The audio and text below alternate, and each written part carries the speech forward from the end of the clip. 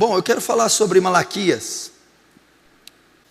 Malaquias foi escrito mais ou menos 430 anos, 420 antes de Cristo.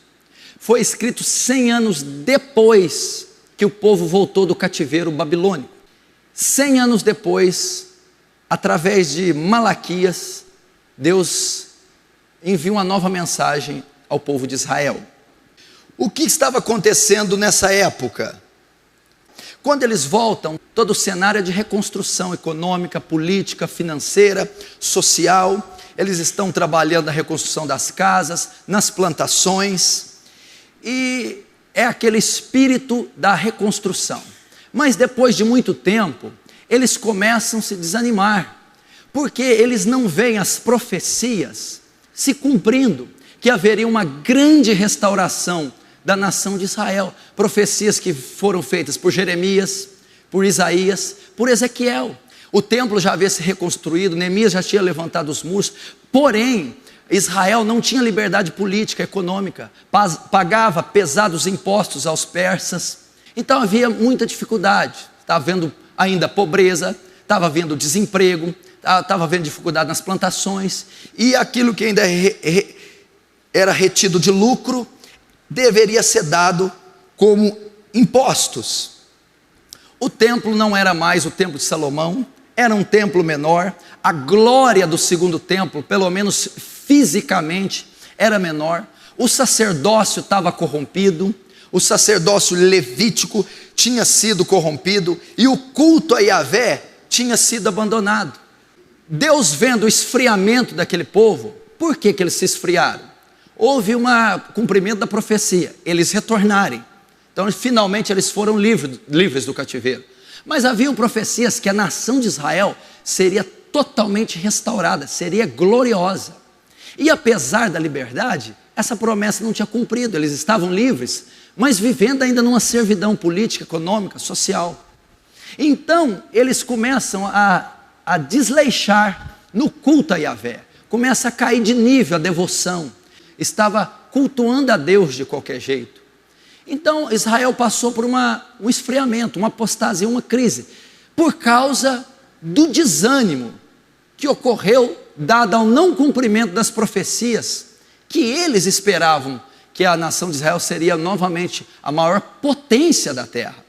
Então Deus manda os profetas para advertir Israel. Primeiro ele manda Ageu: é tempo de vós habitar nas vossas casas estucadas e deixar o templo do Senhor.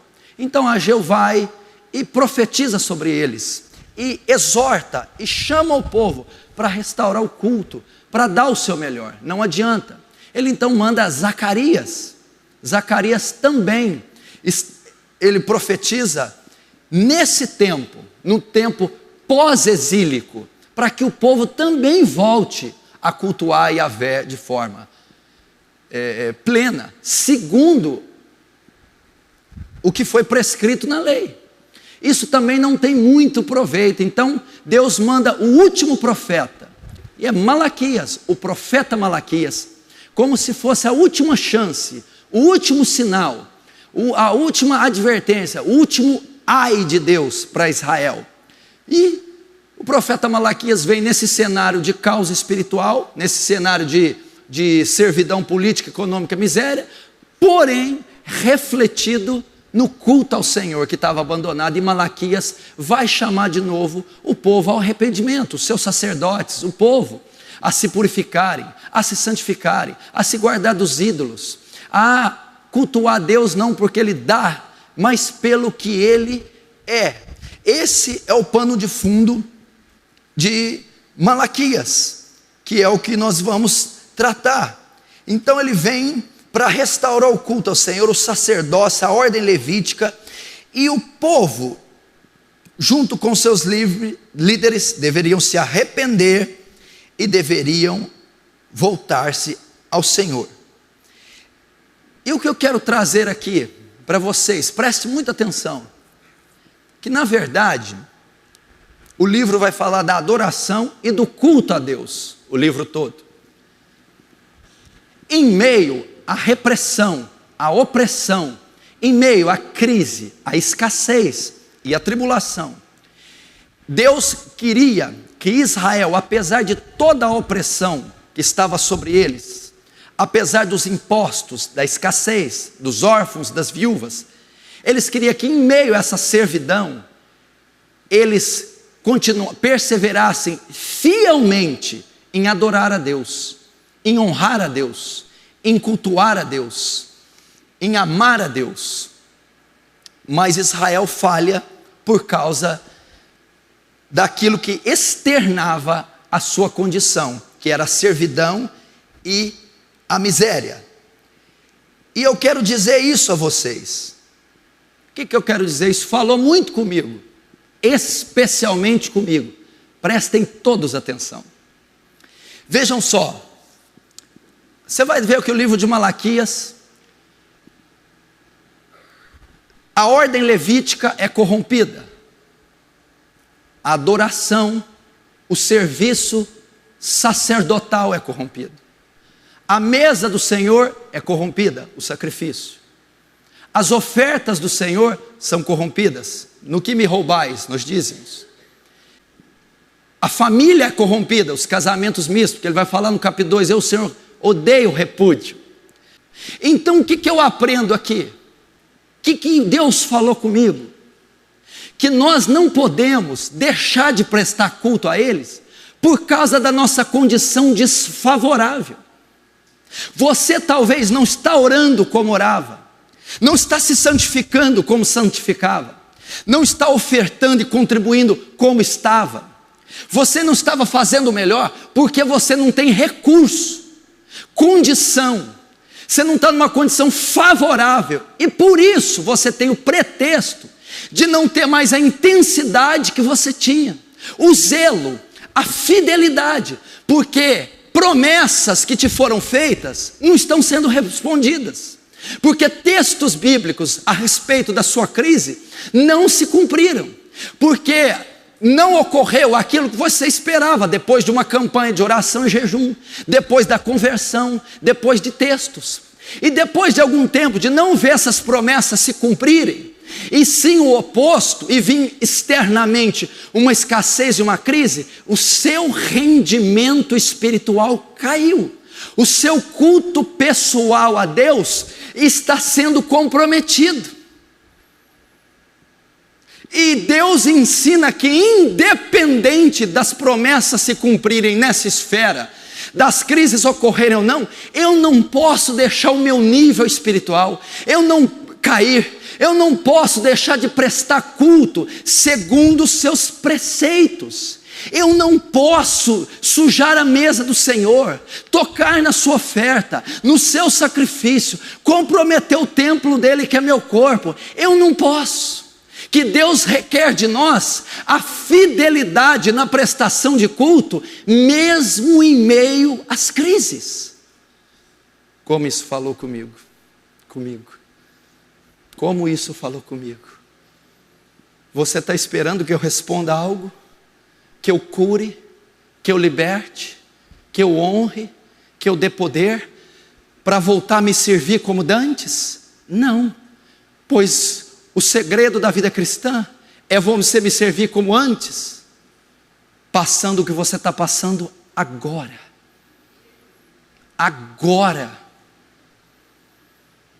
É isso que está acontecendo. Você vai dizer que não serve Deus melhor, porque você está passando perseguição, afrontas, dificuldade financeira, problema na família, doenças, porque Deus não cumpriu o que prometeu, não curou, não operou o milagre, não abençoou a sua colheita, e você hoje está vivendo uma servidão, uma crise terrível, uma depressão, uma indiferença, um descaso, e isso te dá vazão para não cultuar Ele de forma devida. Falta de recurso, falta de respostas, e não é assim que deve ser feito.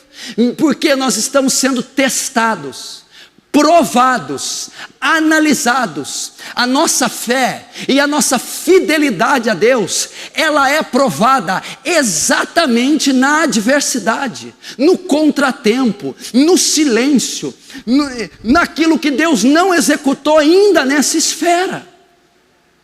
E nós precisamos voltar, igreja. Isso falou comigo, porque eu também passo crises, desilusões. E quando eu me deparei com essa realidade, eu falei comigo, eu não posso deixar de amá-lo, não posso deixar de ser santo, de ser fiel, de ir até o fim, não posso quebrar seus preceitos, os mínimos que seja, mesmo que esteja escuro, mesmo que esteja sombrio, mesmo que ele não fale, mesmo que haja silêncio, mesmo que ele não cumpra uma promessa aqui nessa terra, eu não posso deixar de adorá-lo de forma digna, eu não posso deixar de temê-lo, eu não posso deixar de honrá-lo, eu não posso. E é essa mensagem que eu quero trazer a você. Não comprometa o seu culto pessoal a Deus por causa da sua necessidade. Não comprometa a sua adoração, não comprometa o seu sacrifício, não comprometa seu lar, seu casamento, sua vida devocional por causa de qualquer escassez e qualquer coisa que você esteja passando. O Senhor Deus é digno de toda honra, louvor, adoração, sob quaisquer circunstâncias. Sob quaisquer circunstâncias. Então, você pode estar se deparando com isso. A glória da segunda casa está menor que a da primeira. A primeira glória é o primeiro amor, a exuberância, o fulgor, as respostas de orações rápidas, milagres que ocorriam, um domínio sobre o pecado, um domínio sobre o inferno, graça, saúde, paz, prosperidade, porque Deus nos dá essas coisas, num período da nossa conversão. Sim, mas a Bíblia diz para que estejais prontos no dia mau. Paulo vai dizer na armadura do cristão. Salomão, escrevendo Eclesiastes, vai dizer, para que venham os maus dias, até que venha, esses dias virão, esses dias maus, e nós não podemos comprometer a nossa posição diante de Deus, mesmo quando eles vierem, mesmo quando eles já, melhor, agora que eles já vieram, você não pode.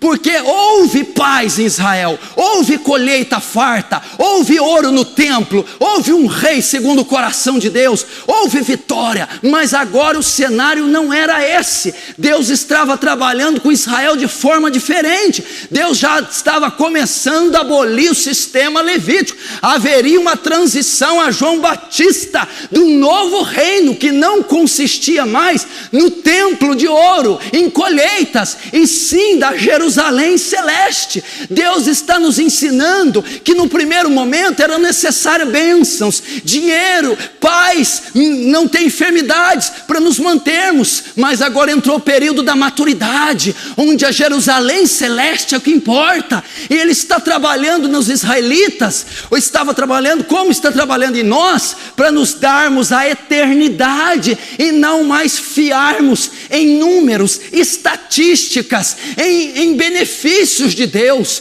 mas temos a confiança apenas na cruz de Cristo. É isso que ele está dizendo.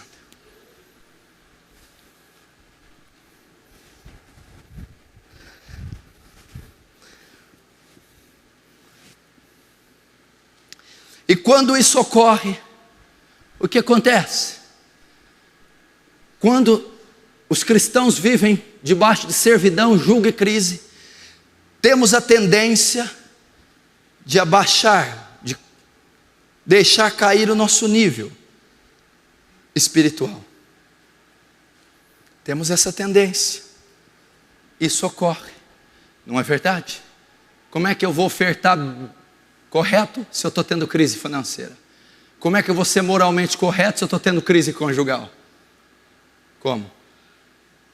Como é que eu vou prestar culto se Ele não me dá recursos, os dons, o poder, almas? Como é que eu vou? Então, por causa dessa escassez, temos a propensão de baixar nosso nível de devoção. Isso ocorreu com os israelitas. Vamos ver o que aconteceu como foi isso no livro de Malaquias. Versículo 1 diz assim, Malaquias 1:1. Sentença pronunciada pelo Senhor contra Israel, por intermédio de Malaquias. Versículo 2. Eu vos tenho amado, diz o Senhor, mas vós dizeis, em que nos tem amado? E Deus responde, não foi Esaú, irmão de Jacó, disse o Senhor. Todavia, amei Jacó, porém aborreci a Esaú. O que estava acontecendo? Eles estão murmurando. Deus vai e diz para ele, eu vos tenho amado, eu amo vocês. Deus está dizendo, não há motivo para vocês ficarem assim, não há motivo para baixar o nível de vocês, não há motivo para vocês corromper o sacerdócio, não há motivo para oferecer animal estranho na minha mesa, não há motivo para tocar nos dízimos, nas ofertas. Por que, Senhor? Porque eu vos tenho amado. Aí eles dizem assim, no que é que você tem nos amado? Israel fala assim, mostra aonde o Senhor tem nos amado. Eles estavam querendo dizer, Senhor, como é que o Senhor pode estar nos amando se nós estamos pobres, se nós estamos pagando altos impostos, se nós estamos sob a servidão desse governo persa, se há muitas viúvas desprotegidas? Eu vos tenho amado, diz o Senhor, Israel. Mas em que o Senhor tem nos amado? Se o Senhor nos ama, por que o Senhor permite o sofrimento? Se o Senhor nos ama, por que o meu lar está dividido? Se o Senhor me ama, por que eu estou com crise financeira? Se o Senhor me ama, por que eu estou doente? E o Senhor vai responder, se o Senhor nos ama, em que nos tem amado? Amei, escolhi Jacó e aborreci Esaú. Primeiro, o que ele está ensinando aqui? Israel via que a bênção de Deus se manifestava de forma material. Israel julgava ser aprovado, abençoado pela prosperidade, pela riqueza, pela condição material. E por ele estar passando aquela crise de todas as sortes, eles questionavam o amor de Deus, julgando que ele não os amava, assim baixando o seu nível. E Deus está dizendo, eu provo como eu amei vocês, não é se eu dei ou deixei de dar. O que é então? Nasceram duas nações dentro do ventre da mulher de Isaac. Primeiro Esaú, mas eu escolhi, elegi Jacó, da qual vocês sois descendentes. O que quer dizer? Eu escolhi vocês, eu elegi vocês, para quê? Para ser um povo peculiar, um povo da minha aliança, um povo eterno. O que ele está querendo dizer? Esaú foi quem Deus repudiou, e os edomitas. Jacó veio as 12 tribos, aos quais fizeram alianças até o Messias, e foi o povo que herdará a Nova Jerusalém. Sabe o que Deus está explicando aqui para eles? Sabe o que Deus está ensinando para nós? Eu vos tenho amado, vocês não podem fazer isso comigo, porque eu demonstrei o meu amor. Como é que o Senhor pode ter demonstrado o seu amor se eu estou enfermo, doente e sem dinheiro? Eu demonstrei não prosperando ou dando saúde. Eu demonstrei que eu elegi vocês. Eu escolhi meu filho para morrer por vocês. Eu os salvei. Essa é a prova do meu amor. E não é condição externa. Deus prova o seu muito amor para conosco, tendo enviado o seu filho Jesus a morrer por nós, pecadores. Como que Paulo mostra que Deus mostra o seu amor para conosco? Prosperando, dando carro, dando saúde, dando casamento. Deus mostra o seu muito amor para conosco, nos dando dinheiro, felicidade e paz. Não, Ele mostra o seu muito amor, tendo Ele enviado o seu Filho Jesus a morrer por nós, sendo nós ainda pecadores. Então o Senhor está ensinando aqui, em que vos tenho amado? Em que o Senhor nos tem amado? Ele está ensinando aqui, o meu amor não é avaliado pela condição externa de vocês. Vocês não devem me trair porque estão doentes. Vocês não devem parar de vir à igreja porque estão sem dinheiro. Vocês não devem parar de olhar e ler a Bíblia porque o casamento está em crise. Vocês não devem deixar de se santificarem porque estão passando opressões. Mas Senhor, por que o Senhor nos livra? A prova de amor não é livramento, não. A prova de amor é que eu escrevi o seu nome no livro da vida. A prova de amor é que eu escolhi você. Eu escolhi você, Jacó. Como assim? 7 bilhões de pessoas no mundo e elas não são todas salvas. Mas quem são? Aqueles que estão aqui, aqueles que Deus chamou na sua graça, aqueles que Deus escolheu antes da fundação do mundo, aquele que Deus permitiu que o evangelho fosse anunciado. Essa é a maior prova de amor. Qual é a maior prova de amor, pastor? Eu ter sido remido pelo sangue de Jesus, escolhido por Deus, eu ter sido perdoado da minha iniquidade, é a maior prova de amor. Agora, como avaliamos o amor por Deus? Por causa da nossa condição. Eu vos tenho amado. Em que você nos tem amado? Como o Senhor pode nos amar se nós não temos um templo igual ao de Salomão? Como o Senhor pode nos amar se há muitas viúvas? Como o Senhor pode nos amar se tem desemprego? Como o Senhor pode amar se eu estou com crise, doenças e problemas? E Deus está dizendo, não é essa maneira de eu provar o meu amor. Não condicionem o meu amor e aprovação pelo que vocês recebem. E tem um monte de gente aqui que entende exatamente o amor como Israel entendia: bênção, prosperidade, saúde e paz, e não a salvação em Cristo. Então ele está dizendo no primeiro princípio: não deixa de orar, não deixa de ler a palavra, não deixa de vir nos cultos, não deixa de guardar os olhos, não deixa de ser santo, não baixa a guarda por causa da servidão econômica, financeira, familiar. Por que, Senhor? Porque eu vos tenho amado, eu vos provei meu amor. Como?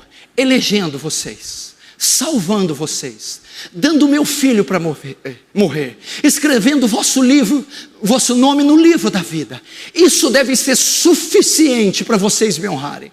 Isso deve ser suficiente para vocês lerem a Bíblia todo dia. Isso deve ser suficiente para vocês orarem todo dia. Isso deve ser suficiente para santificar e fugir do pecado todos os dias. Deve ser assim. Segundo, e aqui ele vai dizer, olha lá por exemplo,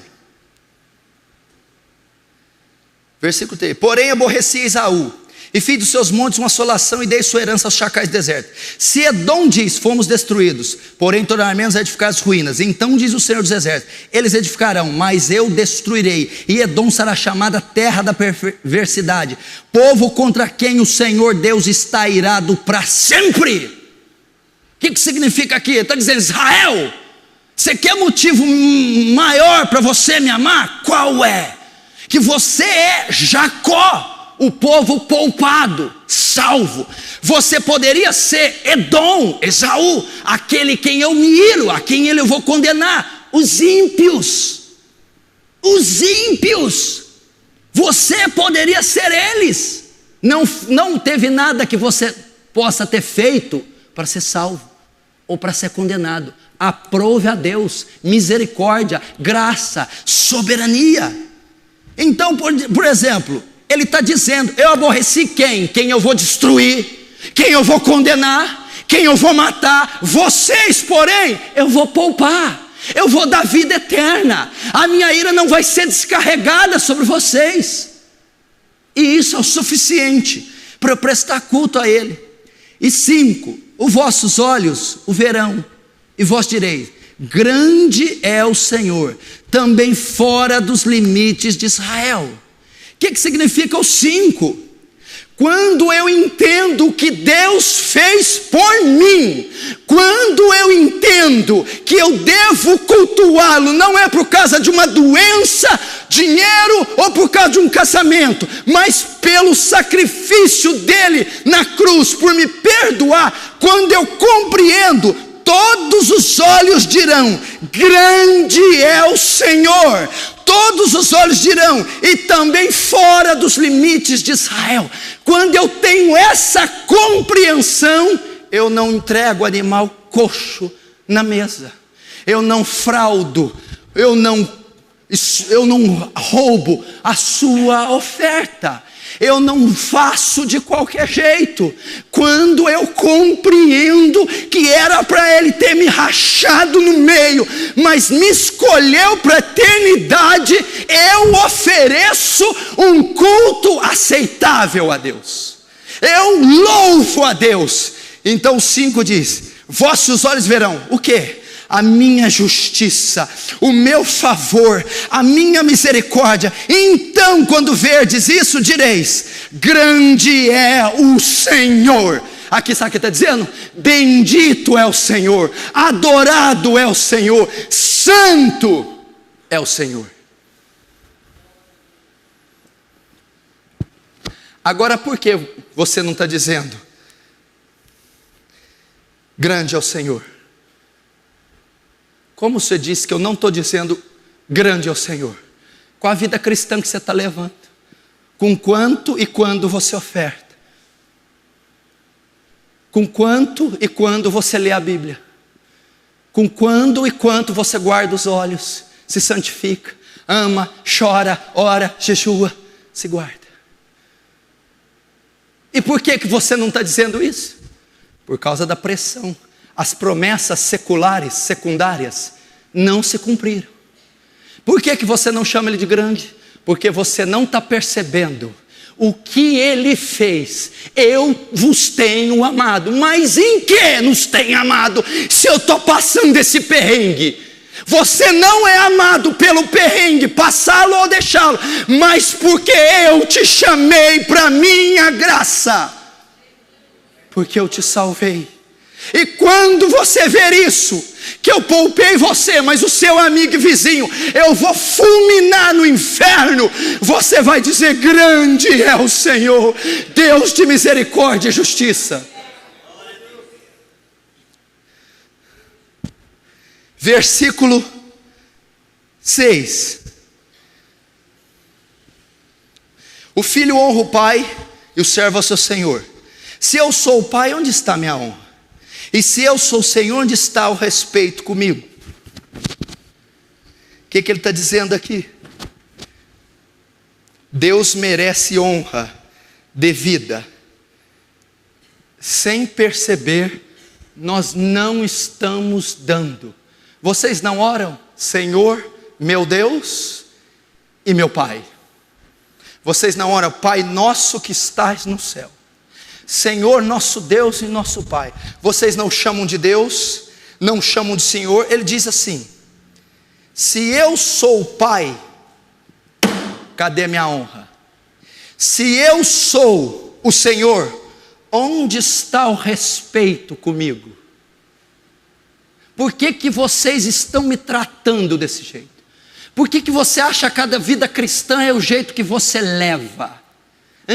Por que você acha que Deus tem que aturar, tolerar o seu jeito de adorar? Esse jeito vulgar, carnal, parece que tem que ser do seu jeito. Até o jeito do camarada sentar na cadeira parece que é para provocar Deus, parece que é para dizer: olha, vou te falar, eu estou perdendo a paciência, eu estou perdendo até o jeito de se posturar. E Ele está dizendo: se eu sou Pai, cadê a minha honra? Se eu sou o Senhor, cadê o respeito? Até o jeito do camarada se posturar. Deus é que está por aqui de você, meu amigo. Não é o contrário, não. Ele está dizendo aqui, está enfadado de Israel: se eu sou o Senhor, se eu sou o Pai, onde está minha honra? Se eu sou o Senhor, cadê o respeito? Aí Israel vai dizer, diz o Senhor dos Exércitos: os sacerdotes desprezai meu nome. Mas ele diz: em que desprezamos teu nome? Ele vai responder: quando ofereceis sobre o meu altar pão imundo, ainda perguntais: em que te havemos profanado? Nisto que pensais, a mesa do Senhor é desprezível. Se eu sou o Senhor, cadê o respeito? Se eu sou o Pai, cadê a minha honra? Vós profanais o meu altar, desprezai o meu nome, o nome. Então, Israel, em que desprezamos o teu nome? Começa a segunda pergunta. Vocês não estão me dando a honra devida. Vocês não estão me dando a honra necessária. Vocês me chamam de pai, por que vocês não me honram? Vocês me chamam de Senhor, cadê a obediência? Vocês estão desprezando o meu nome. Aí Israel, no que a gente está desprezando o seu nome, com aquela inocência cínica? No que? Sabe o que está acontecendo? Sutilmente, sem a gente saber, Israel não tinha abolido o culto, continuava.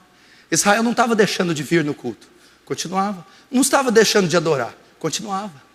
Mas estava sutilmente fazendo uma adoração profana, trazendo um sacrifício profano.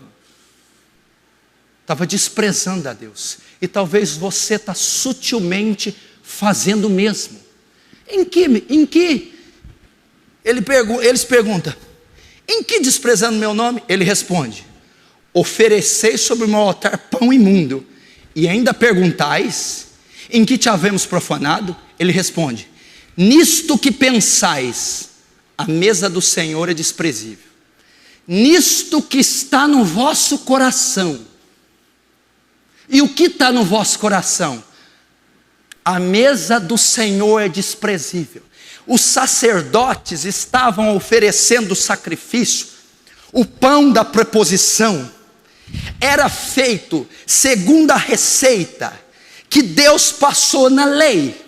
Eles estavam usando especiarias inferiores, fazendo de qualquer jeito. E quando colocavam o pão, no pensamento, no coração deles, eles estavam dizendo, nossa, eu não gosto disso. Que coisa chata fazer isso. Que coisa, nisto me desprezais. E Deus está dizendo, como que alguns aqui o estão desprezando? Quando cantam louvores, leem a palavra, jejuam, vêm à igreja, mas no seu coração não estão felizes com isso. Não querem fazer isso. Desprezam aquilo dentro do próprio coração. Não tem mais alegria, prazer naquilo, porém continuam a fazer.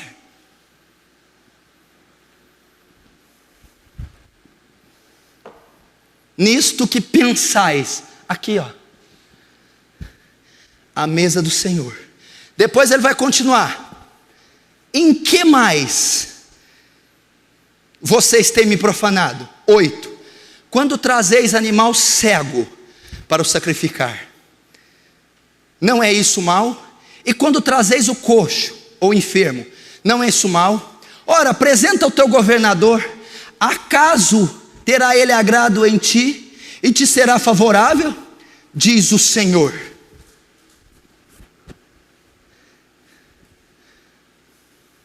O que aconteceu? Olha só. Em que eles estavam profanando o nome do Senhor? Profanar o nome do Senhor é comprometer nossa aliança com Ele, nossa fidelidade. Ok?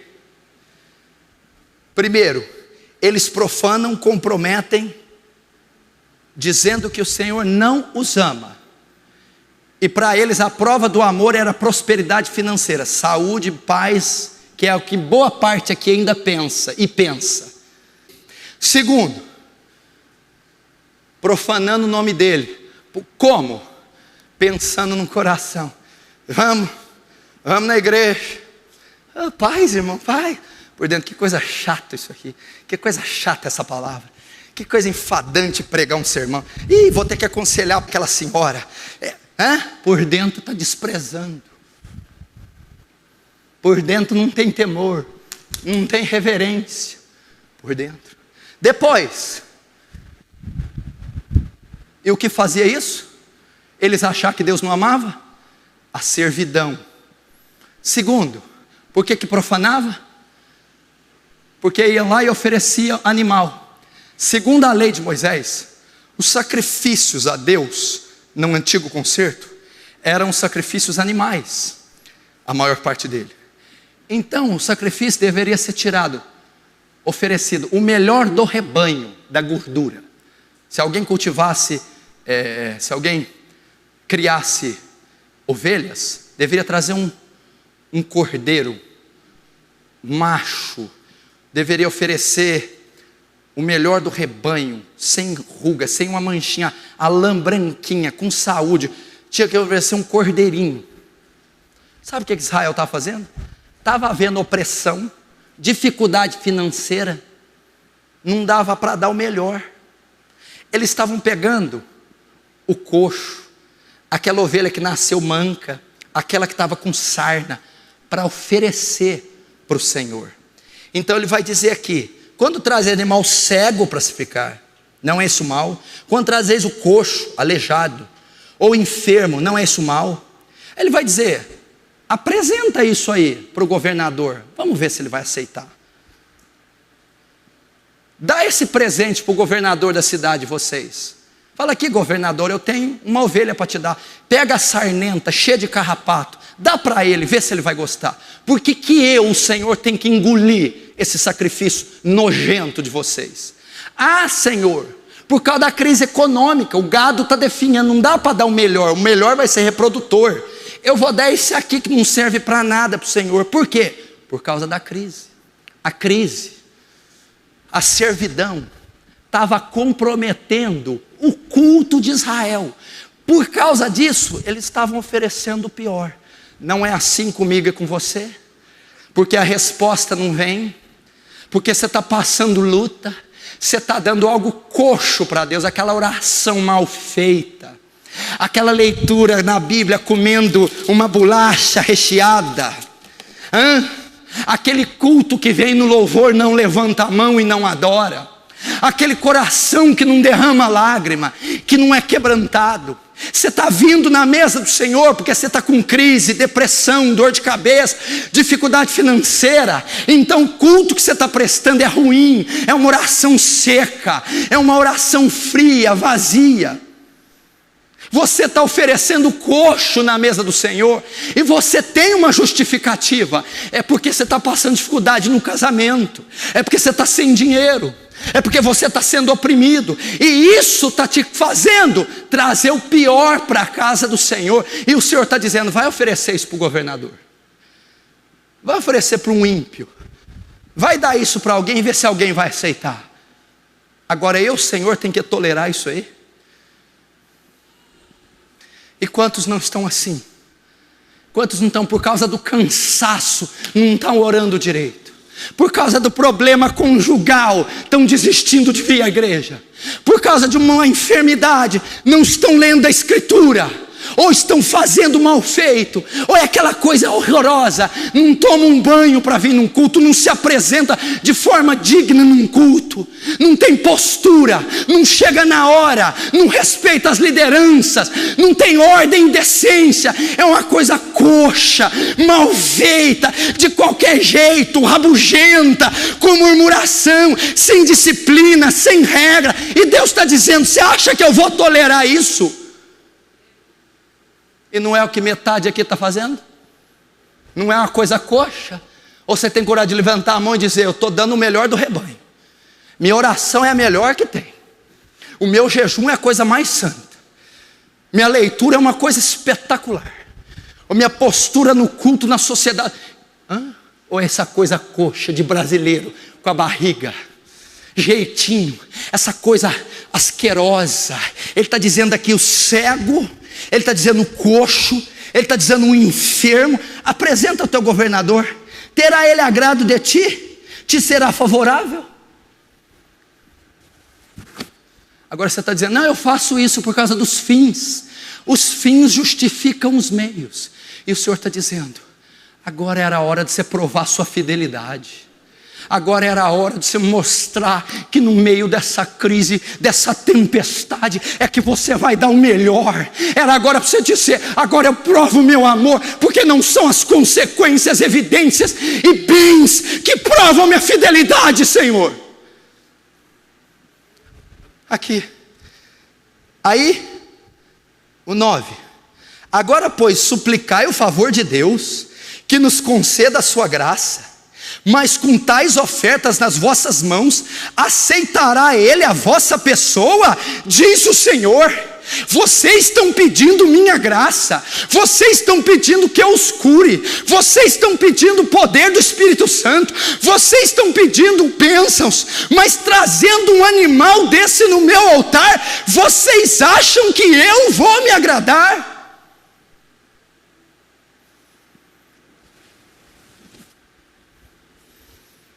Ora, 9, suplicai o favor de Deus, Deus, conceda a sua graça. Aí ele responde assim: como é que eu vou conceder a minha graça? Com tais ofertas das vossas mãos, aceitará Ele a vossa pessoa, diz o Senhor. O que é isso aqui? Que eu tenho pregado desde que eu me tornei pastor.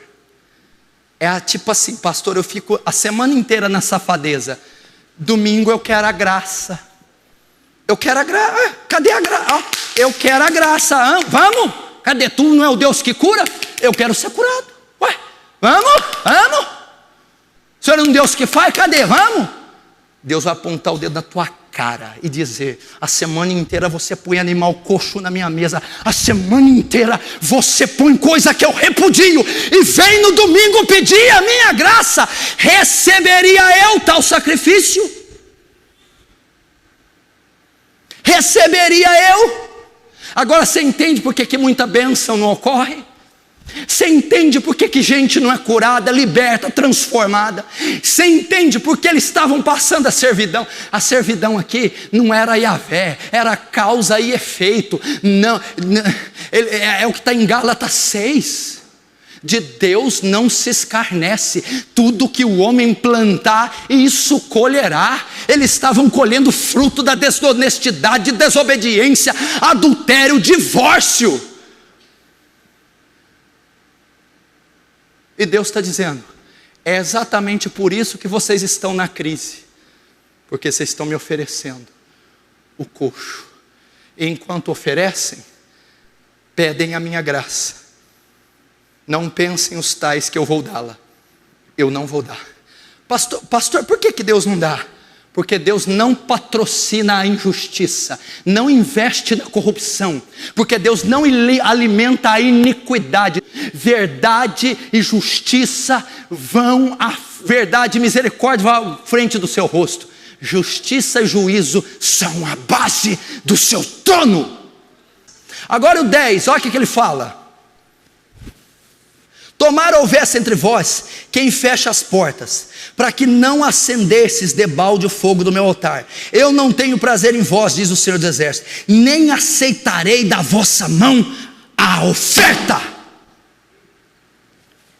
Sabe o que ele está dizendo? Aquele animal, aquele ritual, era um culto feito no templo, com coração ruim, com gente desprezando e com animal coxo. Sabe o que Deus está falando?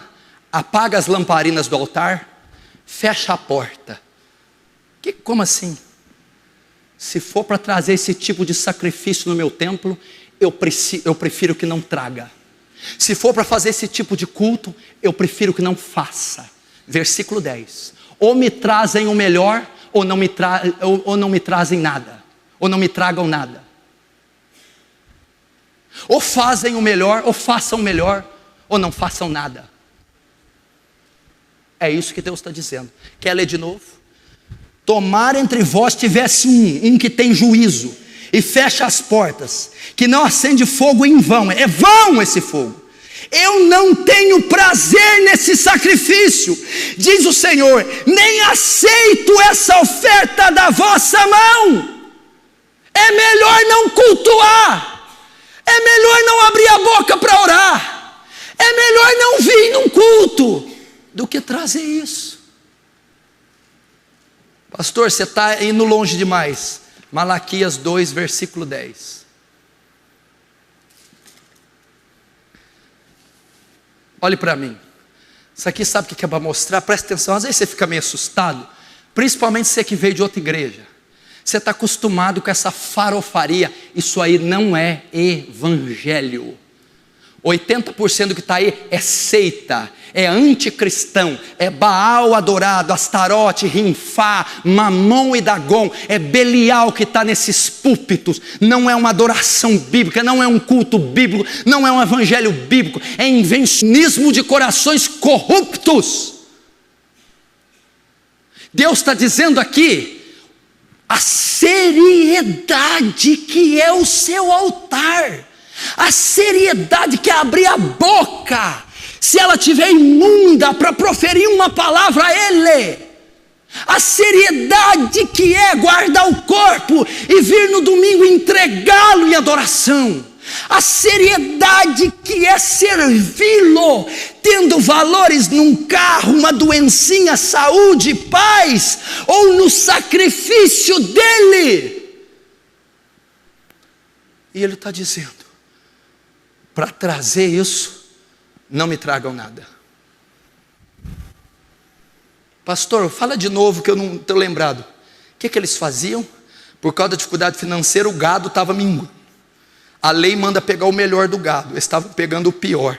Animal com sarna, manco, cego, cheio de bicho. Para nós o que significa?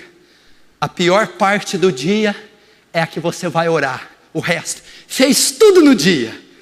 A leitura é comendo, mudando o canal da TV, coxo, é coxo, é coxo.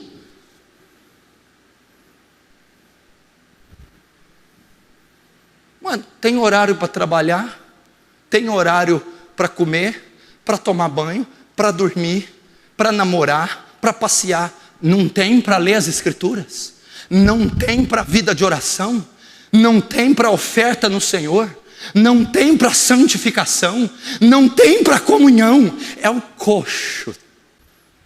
Ele está dizendo, não vou aceitar. E o que fazia isso? Dificuldade financeira e política econômica. Terceiro, capítulo 2. O versículo 13 diz assim, o 13, eu vou só dizer rapidinho, do 1, Malaquias 1, 13. E dizeis ainda, olha o que Deus tem que aguentar, que canseira, e me desprezais, diz o Senhor dos Exércitos, ofereceis o dilacerado, o coxo, o enfermo, assim fazeis a oferta, aceitaria eu da vossa mão? Eles ainda dizem assim, ó, olha para mim, não, mas que canseira ficar oferecendo isso aqui, porque o serviço levítico, quem pensa que o culto, o louvor do Antigo Testamento, e o culto, era igual de hoje, está enganado. O culto baseava em sacrifícios. Era sangue para todo lado. Os levitas examinavam e matavam. Era assim os cultos. Eles estavam falando assim, ó, que canseira, que enfado quer vir em culto. Nossa, Deus do céu. Sabe por quê? Eu não tenho carro, não tenho dinheiro, meu marido está no álcool, está tão difícil, está ficando um tédio participar de culto, ser cristão, ler Bíblia. Oh, canseira. Era assim que eles estavam. Por quê? Por causa da crise. Agora olha o 14, quem oferece esse tipo de sacrifício? Pois maldito seja o enganador, que tendo um animal sadio no seu rebanho, eu não queria ler isso aqui, irmão, mas eu vou ter que ler. Promete e oferece o Senhor um defeituoso, porque eu sou o grande rei, diz o Senhor, o meu nome é terrível das nações. Eu não vou poder entrar, porque senão não cabe isso aqui nunca. Escuta o que ele está falando aqui. Maldito seja o enganador. Quem é o enganador? Que vai ser maldito. Quem que é maldito? Aquele que tem no seu rebanho um animal bom, sadio, gordo, e me oferece um defeituoso. Maldito é aquele que tem tempo para orar e não ora. para ler as escrituras e não lê. Maldito é aquele que pode desviar do pecado e não desvia. Maldito é aquele que pode fazer melhor para o Senhor e não o está fazendo, tendo condição de fazer.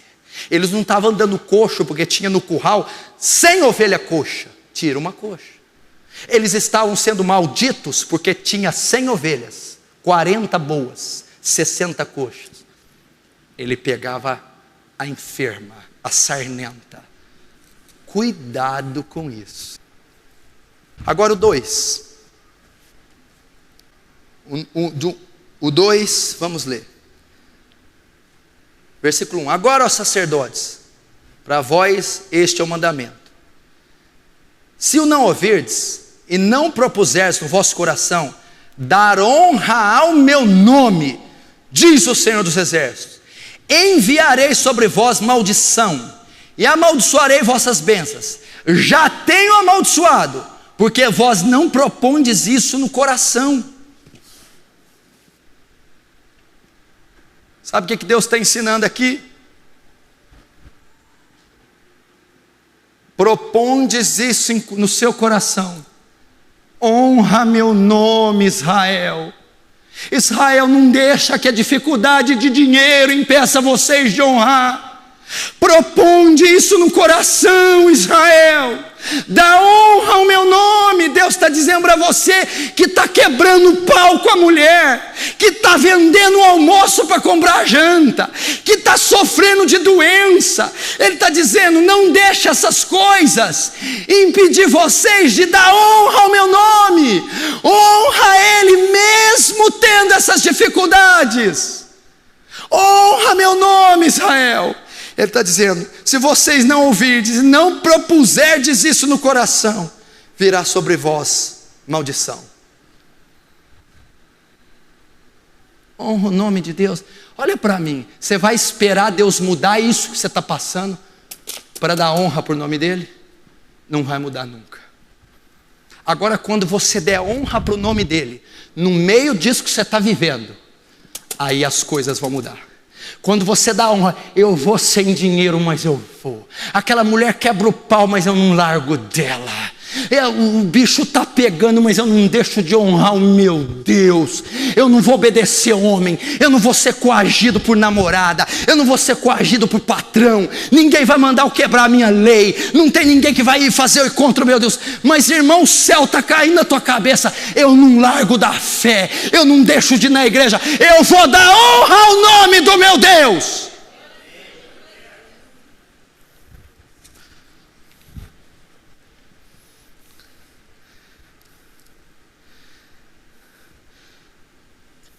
Quarto, capítulo 2, versículo 11. Judá tem sido desleal, e abominação se tem cometido em Israel, em Jerusalém, porque Judá profanou o santuário do Senhor, o qual ele ama, e casou-se com adoradores de deuses estranhos. Gente judia, judeu, casando com pagão. Versículo 13. Ainda fazeis isto: cobris o altar do Senhor de lágrimas, de choro e de gemidos, de sorte que ele já não olha para a oferta, nem aceita com prazer da vossa mão. E perguntais: por quê? Por que o Senhor não aceita a nossa oferta? Por que o nosso cultozinho, nossa oraçãozinha não está virando nada? Ele responde: porque o Senhor foi testemunha da aliança entre ti e a mulher da tua mocidade, com qual tu foste desleal, sendo ela a tua companheira e a mulher da tua aliança. Não fez o Senhor o mesmo? Versículo 16. Porque o Senhor Deus de Israel diz que odeia o repúdio, e também aquele que cobre de violência suas vestes, diz o Senhor dos Exércitos. Portanto, cuidai de vós mesmos, e não sejais infiéis. Sabe outra maneira de destroçar com o culto a Deus? Sabe o que Israel estava deitando? Como? Oferecia o sacrifício, cobris o altar do Senhor de lágrimas e choro. Eles vinham oferecer e choravam: Senhor, aqui, Senhor, Pai, aqui minha oferta alçada, o meu bode, o meu cordeiro, recebei. O Senhor diz: eu não vou receber, ainda que cobris o altar de lágrimas. Está vendo? Porque tem gente que jejua e chora, e implora para Deus uma resposta, para Deus operar, para fogo do céu descer, e não acontece. Ele diz: não vou aceitar. Por quê? Por causa dos casamentos mistos. Porque vocês traíram vossas mulheres, porque vocês se casaram com pagãs, porque o culto ao Senhor está cheio de família mista, e eu não me agrado disso, porque diz: eu, Senhor, repudio, abomino o divórcio.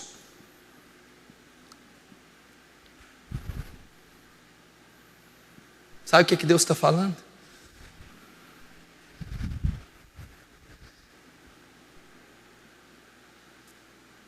A sua família, a sua vida conjugal, a sua moralidade coopera para o culto a Deus.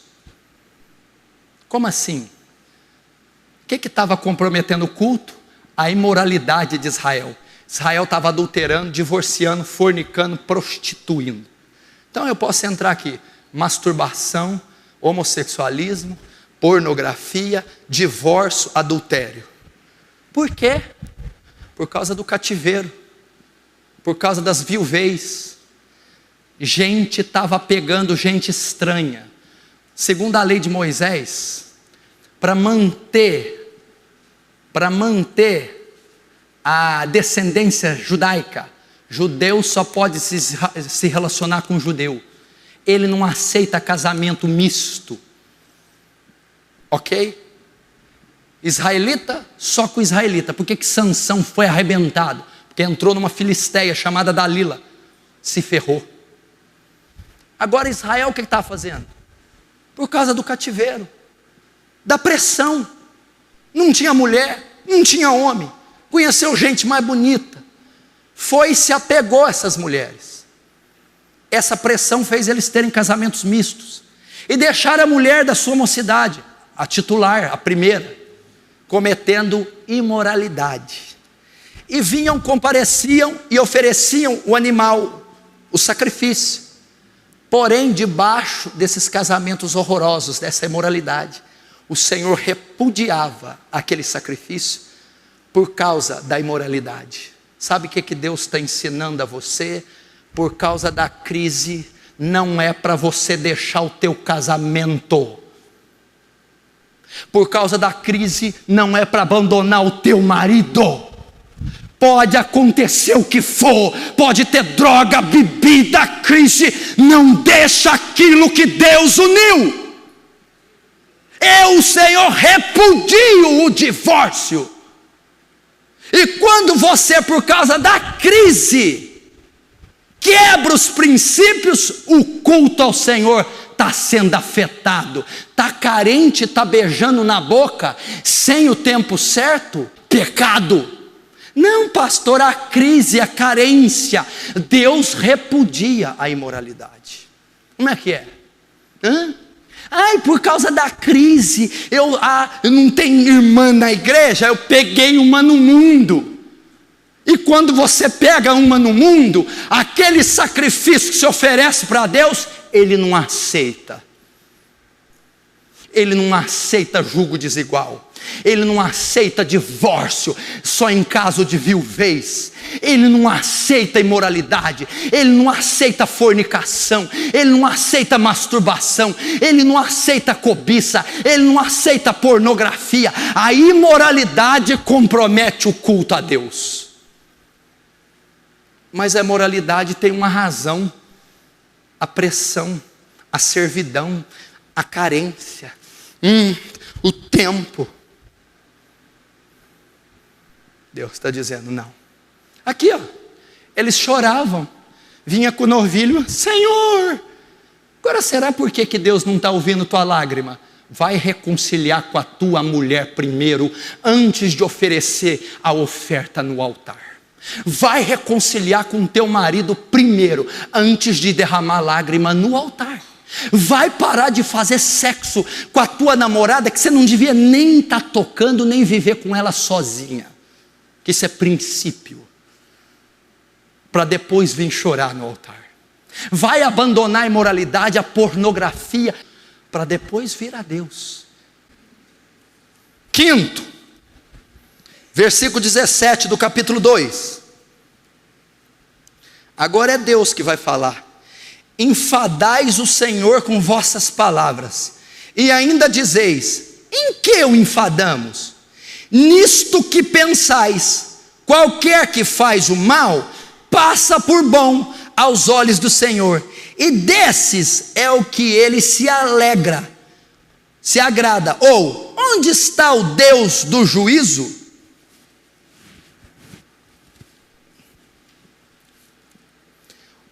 Outra pergunta que eles fazem: enfadais o Senhor com vossas palavras, e perguntais: em que te enfadamos? Quando dizeis: o bom passa por mal, e o mal passa por bom. Olha aqui, agora é a vez de Deus.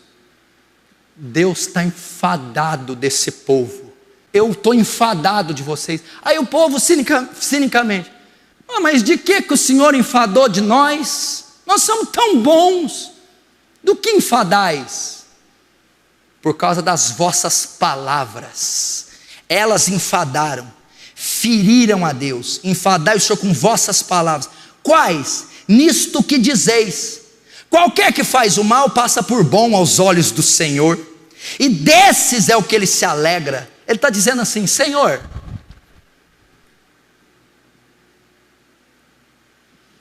eu estou enfadado de vocês, Deus. E os caras: por que você está enfadado? Por causa das vossas palavras. Porque vocês estão falando assim, ó. As pessoas que roubam, que matam, mente, trai, elas estão felizes. Elas não sofrem, elas não têm doenças, elas não vão para a cadeia, elas não batem carro, elas não tomam multa. Olha lá, ó, todo safado, picareta, tão feliz. Nós, o povo do Senhor, que está tentando fazer o bem, ser honesto, estamos sofrendo. E Deus está dizendo: vocês estão me enfadando com essa conversa, vocês estão me ferindo, me ofendendo. Mas como, Senhor? Quando vocês dizem assim, olha só: qualquer que faz o mal passa por bons olhos de Deus, e desses é o que Deus se agrada. Onde está o juízo de Deus? Onde está o juízo? Aí Deus responde no 3: eis que eu envio o meu mensageiro, que preparará o caminho diante de mim.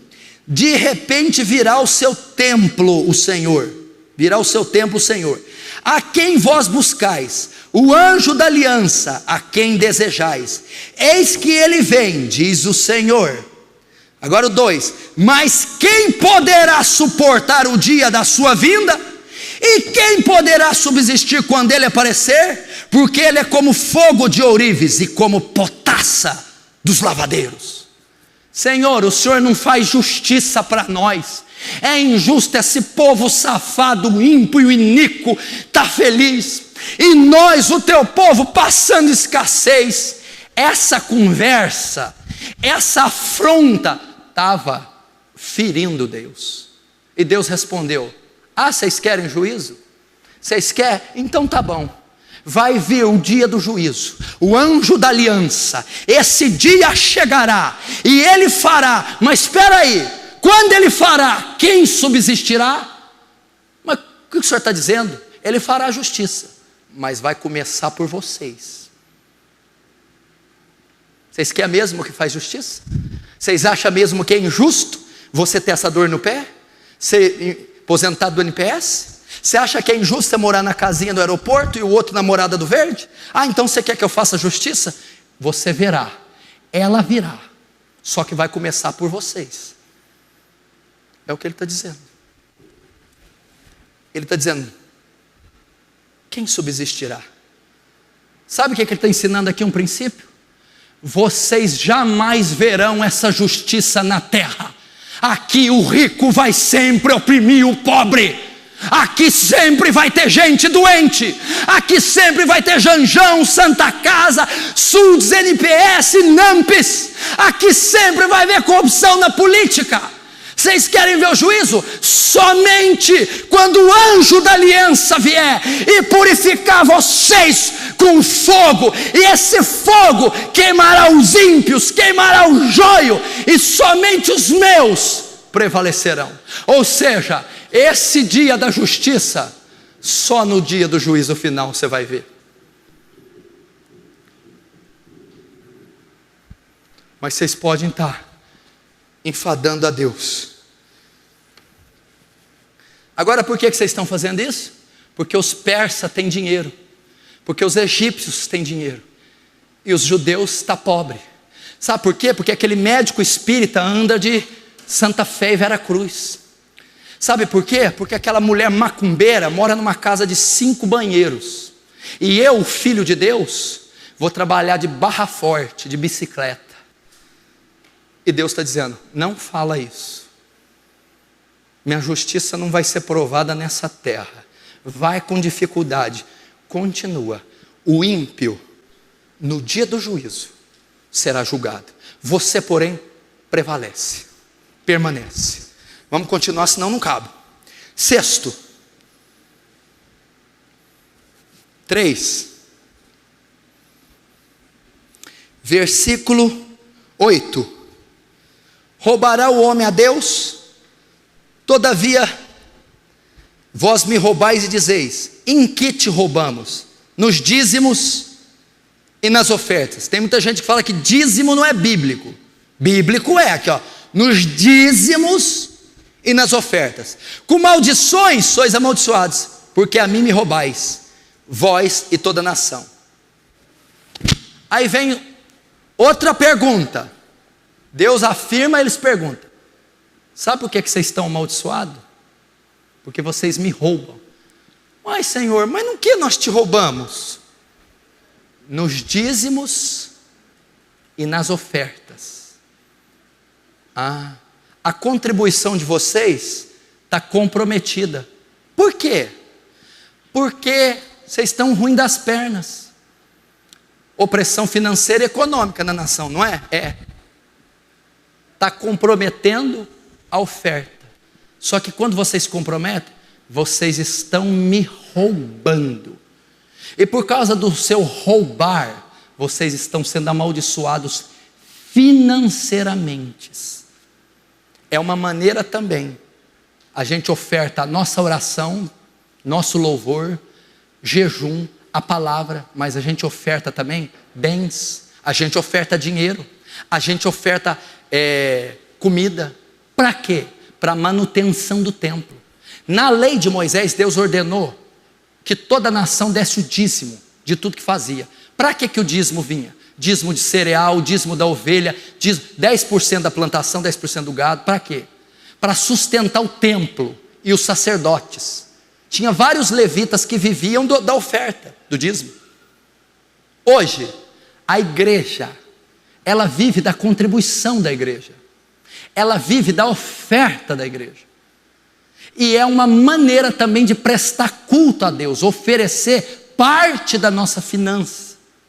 E quando eu não ofereço, olha o que Deus diz, vocês estão me roubando, Israel. Nós? Aonde? Nos dízimos e na oferta. A crise financeira está fazendo vocês reter o que não é de vocês. Quanta gente que está aqui nunca ofertou uma vez na casa de Deus. Meu irmão, se os negros roubam, compram iate, helicóptero, que eles queimem no inferno, a oferta não deixou de ser bíblica, a contribuição não deixou. Eu tenho que contribuir como cristão para o templo de Deus. É uma maneira de provar fidelidade, é de sustentar a obra de Deus, propagar a obra de Deus. Em toda a Bíblia, a oferta, a contribuição, ela é requerida de Deus. Agora, por que você não está dando? Estou desempregado, ganho pouco. E fiquei grávida de um menino. A crise financeira está fazendo você reter. E Deus está dizendo: estão me roubando. Sétimo, está acabando. Versículo 13. Capítulo 3, versículo 13. As vossas palavras foram duras para mim, diz o Senhor, mas vós dizeis: que temos falado contra ti? Vós dizeis, olha só o que estavam falando: inútil é servir a Deus, que nos aproveitou termos cuidado em guardar seus preceitos, e em guardar de luto diante do Senhor dos Exércitos. Ora, pois, nós reputamos por felizes e soberbos também os que cometem impiedade. Prosperaram, sim, eles tentam o Senhor e escapam. Terceiro, vossas palavras foram duras para mim, diz o Senhor, mas vai dizer: em que temos falado? Sabe o que ele está querendo dizer aqui?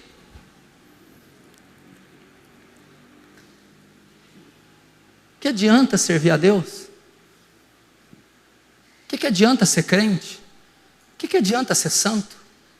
Que adianta vir no culto? Que adianta orar? Não acontece nada. Dinheiro não entra, saúde não vem alegria. Agora olha os caras lá fora. Olha lá, olha o soberbo, eles tentam o Senhor, escapam. Sabe o que é a sétima maneira de comprometer teu culto? Murmuração. Não está adiantando nada essa igreja. 20 dias que eu estou acordando de madrugada, orando, para quê? 85 dias lendo a Bíblia seguido, o que adianta? Aí ele diz: vossas palavras foram duras. No que foram? Quando vocês estão murmurando, dizendo que não vale a pena ser cristão, dizendo que não adianta nada gastar gasolina para vir no culto, jejuar, guardar o corpo da fornicação e ficar um tempão solteiro, que adianta? Ele vai dizer: olha lá, nós reputamos felizes os ímpios, os que cometem impiedade prosperam, eles tentam a Deus e escapam.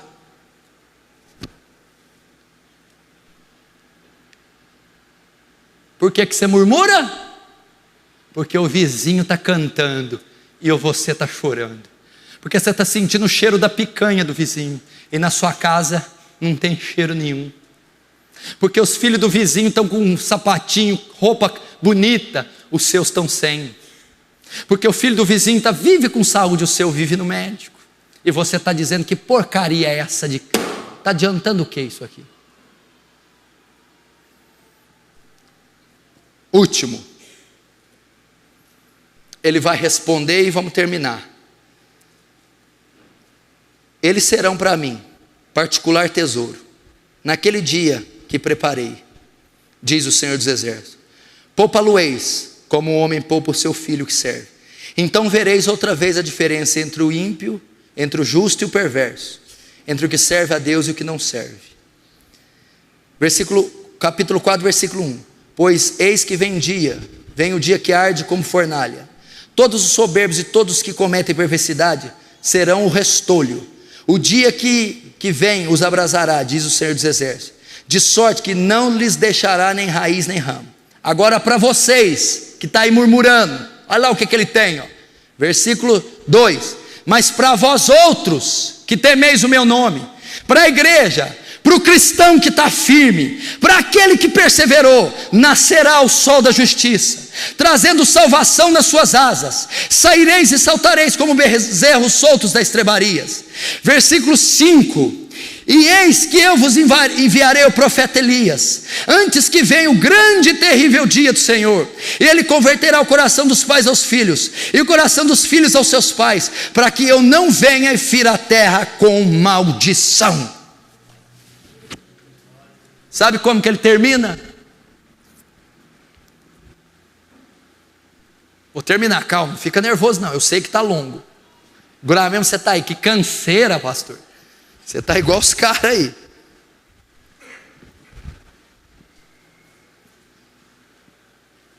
Até quando gritarei violência, violência, e tu não ouvirás?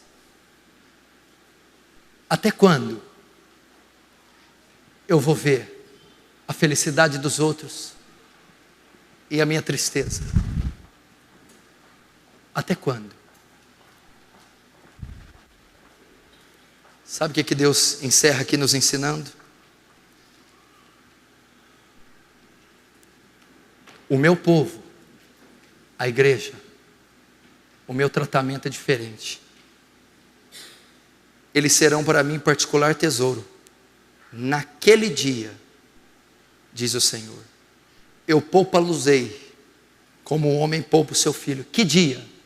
Irmão, ele está falando no dia do julgamento. Naquele dia, o espírita vai se ferrar. Naquele dia, o que adora a imagem vai se ferrar. Naquele dia, o adúltero vai se ferrar. A feiticeira, o fornicador, o ímpio, o rico, o bonachão, o fanfarrão vai se estrepar. E eu pouparei vocês. Então aquele dia vereis a diferença do justo e do ímpio, do que serve e do que não me serve. É naquele dia que o joio será separado do trigo, naquele dia que o ímpio, o rico, o profano, o maldito conhecerá a espada. Naquele dia que você verá o quanto compensou fugir do pecado, passar dificuldade, a justiça virá de forma completa. É só naquele dia, meu irmão.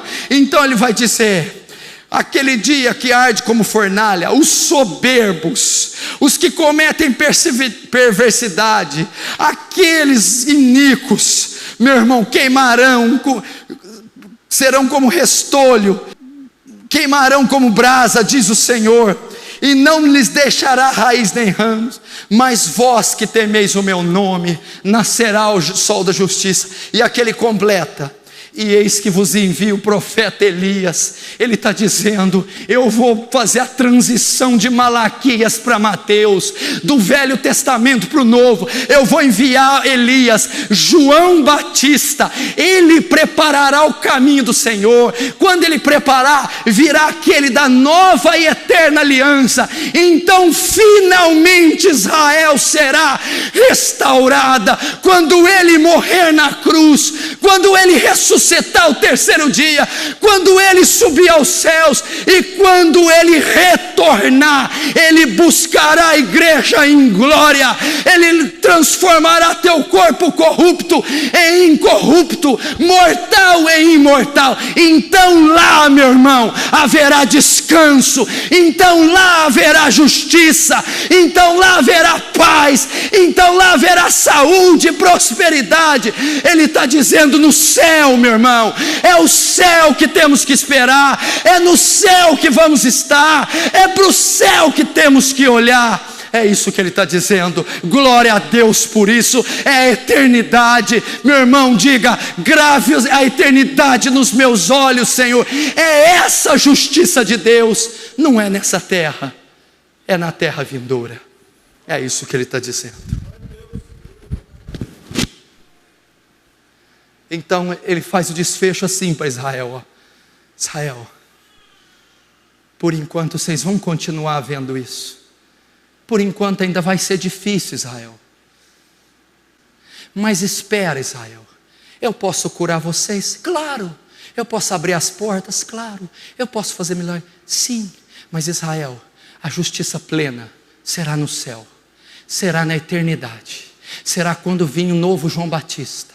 E dele vir aquele que vai fazer um novo concerto. E quando ele morrer no Calvário e perdoar vossos pecados, ele abrirá o caminho para o céu. E ele levará vocês. Se você sair daqui só com isso, tá bom. O que falou comigo? Não deixa tudo isso que está acontecendo na sua vida comprometer teu culto a Deus. Não deixa. Pastor, eu não estou ofertando porque eu não tenho dinheiro. Não deixa. Pastor, eu estou chutando a minha mulher porque está feio. Não faz isso. Pastor, eu estou parando de orar, adorar porque eu estou com doença. Não faz isso. pastor, Deus não me honrou, Deus não respondeu. Ele fez uma promessa para Isaías, Ezequiel, Jeremias, não cumpriu.